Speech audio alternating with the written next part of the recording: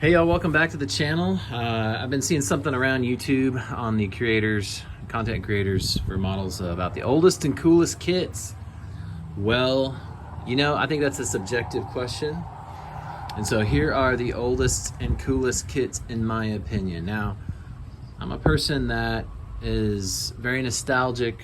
I like memories, and these things are all connected to memories. And so I'm gonna explain to you why I consider these the oldest and the coolest kits.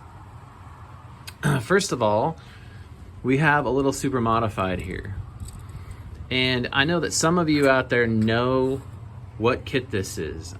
I think I've seen it before, but I have no idea. It's very, very old because this was something that my dad built when he was a young man. I mean, maybe late 50s, early 60s. It's got a small block Chevy in it, so that would definitely date it late 50s, maybe early 60s.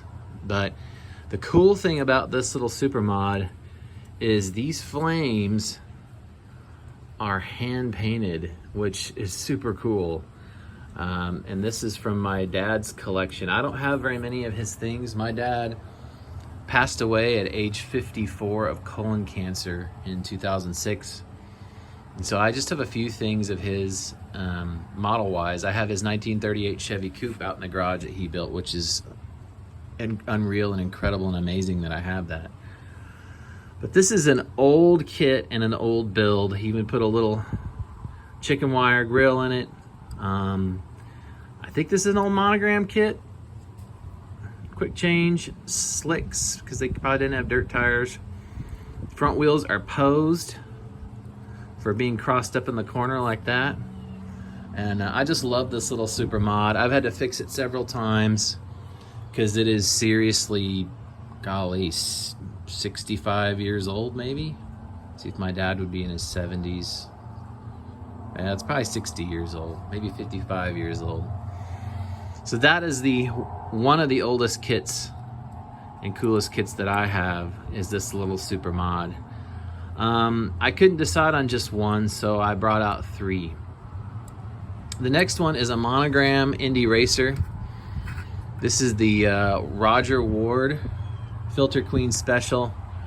This is a very old kit too. This was a reissue that I built in the late 80s when I was a young kid. And the reason it's cool and special is because I love this era of IndyCar. These Watson Roadsters. I think this was a AJ Watson Roadster. One of the most beautiful race cars ever to be made. It's got an Offie in it. These things weren't very detailed. They're really simple builds. And the reason I still have this one is because it's just one of the first cars I built, and it's dusty and the decals are kind of wonky. But I think I built this, before I was a teenager, and I just can't believe it's hung around all these years after literally hundreds of my models were broken, thrown away, trashed, robbed for parts, etc., etc., etc. So I actually have another one of these because I kind of want to rebuild it as an adult and do it really, really nice, and then have them kind of sitting next to each other. So I have the double kit of that and the Don Edmonds Super Modified double kit, the Circle Track Racing double kit. So, ooh, it's missing a knockoff. Bummer. So that's one of the oldest, coolest kits. And then lastly, we have this little Model A Phaeton. And to me, this is one of the oldest, coolest kits I have because, like the race car, it has just survived a long time, moving many, many places. I can't believe it's still around. I don't know how it survived. It's very dusty, but I just wanted to show it to you. This is the monogram 30 Model A Phaeton. Golly, I built this probably 30 years ago. I'm 46, so yeah, when I was a teenager, maybe like 16, maybe more. And I just did a really good job on it, and I couldn't believe it turned out so well. I was not this good of a modeler when I built this car, and it turned out really well. I remember this was like one of those Testors Boyd Coddington colors from the 90s. I chopped it a little bit and then Tried to cover the seam with some bare metal foil. Ground down the top to match, so it's chopped a little bit. It's got 50 Ford shoebox hubcaps on just some parts box steel wheels. Painted the banjo and the mufflers and the wishbone tan. And then let's see, I retained the spare tire and pretty much stock interior in that thing, as you can see. And the cool thing I love about this car is the engine. Now I really wanted a full hood, but the engine I always thought was really cool. It's got a fuel injected small block Chevy out of like a 57 Corvette, probably a 283. And I wired it. This is one of the first engines I ever wired.